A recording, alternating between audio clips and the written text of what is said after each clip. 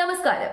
ബാലരാമപുരം കേസിലെ അമ്മയായിട്ടുള്ള ഒരു ശ്രീധുവിനെ കുറിച്ച് ഇപ്പൊ നമ്മൾ വിചാരിച്ചതിനേക്കാട്ടിൽ കൂടുതൽ കാര്യങ്ങളാണ് പുറത്തു വന്നുകൊണ്ടിരിക്കുന്നത്. നമ്മൾ വിചാരിച്ച വ്യക്തിയേ അല്ല അവർക്കെതിരെ ഇപ്പൊ പോലീസ് സാമ്പത്തിക തട്ടിപ്പിന് കേസെടുത്തേക്കാണ്. ബന്ധുവിന്റെ അമ്മ ശ്രീധുവിനെതിരെ സാമ്പത്തിക തട്ടിപ്പിന് കേസെടുക്കുന്നുള്ളതാണ് ഒരു അപ്ഡേറ്റ്. ജോലി വാഗ്ദാനം ചെയ്ത് നിരവധി പേരിൽ നിന്ന് പണം തട്ടിയെന്നാണ് പോലീസിന് കിട്ടിയ വിവരം. നാട്ടുകാരായ 3 പേർ ഇന്നലെ മൊഴിയും നൽകിയിട്ടുണ്ട്. ദേവസ്വം ബോർഡിന്റെ ഉടമസ്ഥയുള്ള പത്മനാഭപുരം കൊട്ടാരത്തിലെ താൽക്കാലിക ജീവനക്കാരിയായ ശ്രീധു ഉയർന്ന ഉദ്യോഗസ്ഥയാണെന്ന് പറഞ്ഞ് ജോലി വാഗ്ദാനം ചെയ്തു എന്നാണ് പരാതി. ജോത്സൻ ദേവിദാസനുമായി ബന്ധപ്പെട്ട സാമ്പത്തിക ഇടപാടിലും സംശയമുണ്ട്. ഇന്ന് ശ്രീധുവിനെ വീണ്ടും ചോദ്യം ചെയ്യും. തെളിവ് ശേഖരണത്തിന്റെ ഭാഗമായി പ്രതി ഹരികുമാറും ശ്രീധുവും തമ്മിലുള്ള വാട്സാപ്പ് സന്ദേശങ്ങൾ വീണ്ടെടുക്കാനുള്ള ശ്രമം പോലീസ് തുടങ്ങിയിട്ടുണ്ട്.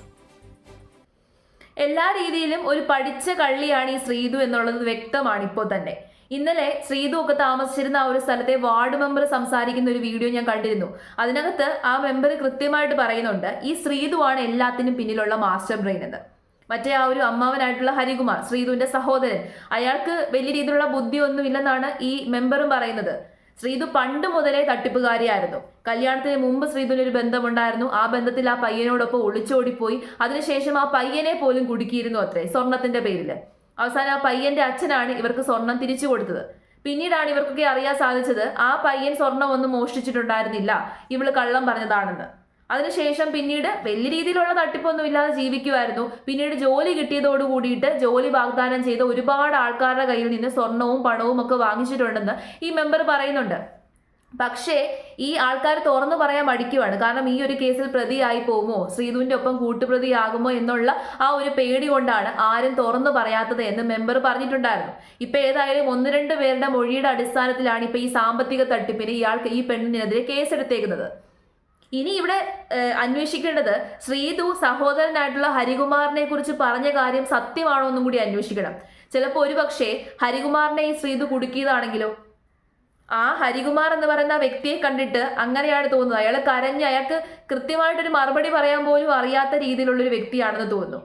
അല്ലെന്നുണ്ടെങ്കിൽ മാധ്യമങ്ങളുടെ മുമ്പിലൂടെ ഇങ്ങനെ കരഞ്ഞ് വല്ലാത്ത രീതിയിൽ മാനസിക പ്രശ്നമുള്ള ഒരാൾ പോകുന്നത് പോലെയാണ് അയാൾ പൊക്കോണ്ടിരിക്കുന്നത്. ഒന്നും അറിയാത്ത രീതിയിലാണ് അയാൾ നിൽക്കുന്നത്. ഒരുപക്ഷെ ഈ ഹരികുമാറിനെ ശ്രീധു മാനിപ്പുലേറ്റ് ചെയ്തതാണോ എന്ന് പോലും അറിയത്തില്ല. ഹരികുമാറിന് ശ്രീധുവിനോട് പ്രണയമുണ്ട്, അല്ലെങ്കിൽ സ്നേഹമാണ്, അവർ തമ്മിൽ വഴിവിട്ട ബന്ധമാണ് എന്ന് ശ്രീധു ആണെങ്കിലോ വരുത്തി തീർത്തത്. ആ രീതിയിൽ വരുത്തി തീർത്ത് ഈ കേസ് അയാളുടെ തലയിലേക്ക് കെട്ടിവെക്കാൻ ചിലപ്പോൾ ഒരുപക്ഷെ നോക്കിയതായിരിക്കാം. ഏതായാലും പഠിച്ച കള്ളിയാണ്. ശ്രീധുവിനെ കുറിച്ച് നല്ല രീതിയിൽ അന്വേഷിച്ചെങ്കിൽ മാത്രമേ ഈ കേസിന്റെ തുമ്പ് കണ്ടെത്താൻ വേണ്ടി സാധിക്കത്തുള്ളൂ. അല്ലാതെ എല്ലാ കേസും കൂടി അമ്മാവന്റെ തലയിലേക്ക് കെട്ടിവെച്ച് കഴിഞ്ഞാൽ ഈ കേസിന് തുമ്പ് കണ്ടെത്താൻ വേണ്ടി പറ്റത്തില്ല. ഇതിനകത്ത് പ്രശ്നം എന്ന് വെച്ച് കഴിഞ്ഞാൽ കൃത്യമായിട്ടുള്ള തെളിവുകളില്ല. തെളിവുകൾ ഉണ്ടെങ്കിൽ മാത്രമേ ശ്രീധുവിനെ ചോദ്യം ചെയ്യാൻ വേണ്ടി പറ്റത്തുള്ളൂ, ഫർദർ ആയിട്ട് ചോദ്യം ചെയ്യാൻ വേണ്ടി പറ്റത്തുള്ളൂ. ശ്രീധുവാണ് ഈ സഹോദരനുമായിട്ടുള്ള വഴിവിട്ട ബന്ധത്തെക്കുറിച്ചും അങ്ങനെയുള്ള കാര്യങ്ങളെക്കുറിച്ചും ഒക്കെയുള്ളൊരു ഹിന്റ് പോലീസിന് നൽകിയത്.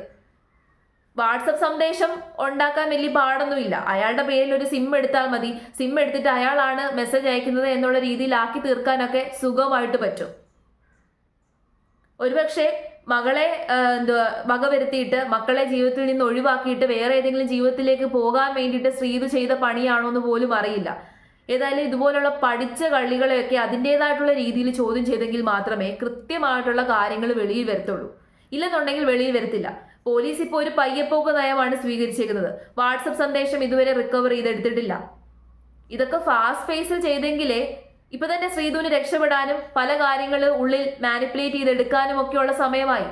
പല രീതിയിലുള്ള സ്റ്റോറി മെനഞ്ഞെടുക്കാനുള്ള സമയമായി. അങ്ങനെ സ്റ്റോറി മെനഞ്ഞെടുക്കാനുള്ള സമയം പോലും ഇത്തരത്തിലുള്ള ആൾക്കാർക്ക് കൊടുക്കാൻ പാടില്ല. തെളിവുകൾ ഇല്ലാത്തിടത്തോളം കാലം അവരുടെ വായിൽ നിന്ന് തന്നെ എത്രയും പെട്ടെന്ന് മൊഴിയെടുക്കാൻ വേണ്ടിയിട്ട് നോക്കണം. അവരുടെ വായിൽ നിന്ന് തന്നെ യഥാർത്ഥ സത്യാവസ്ഥ പുറത്തു കൊണ്ടുവരാൻ ശ്രമിക്കുകയാണ് പോലീസ് ചെയ്യേണ്ടത്. അതിന് വേണ്ട കാര്യങ്ങൾ എന്താണെന്നുള്ളത് പോലീസ് തന്നെ സ്വീകരിക്കണം. അല്ലാതെ അങ്ങോട്ടും ഇങ്ങോട്ടും ആദ്യം ശ്രീധുവിനെ ചോദ്യം ചെയ്യുന്നു, പിന്നെ പറഞ്ഞു വിടുന്നു, പിന്നെയും ചോദ്യം ചെയ്യുന്നു. അങ്ങനെ 2-3 തവണ ചോദ്യം ചെയ്തത് കൊണ്ടോ അമ്മാവൻ മാത്രമാണ് പ്രതി എന്ന് പറഞ്ഞുകൊണ്ട് കേസ് ഒതുക്കി തീർത്തത് കൊണ്ടോ ഒരു കാര്യമില്ല. ശ്രീധു തന്നെയാണ് പല ഡയറക്ഷനിലേക്ക് വഴി തിരിച്ചു വിടാൻ വേണ്ടി നോക്കുന്നത്. പൂജാരിയുടെ പേരും ആ പേരും ഈ പേരും ഒക്കെ പറയുന്നത്.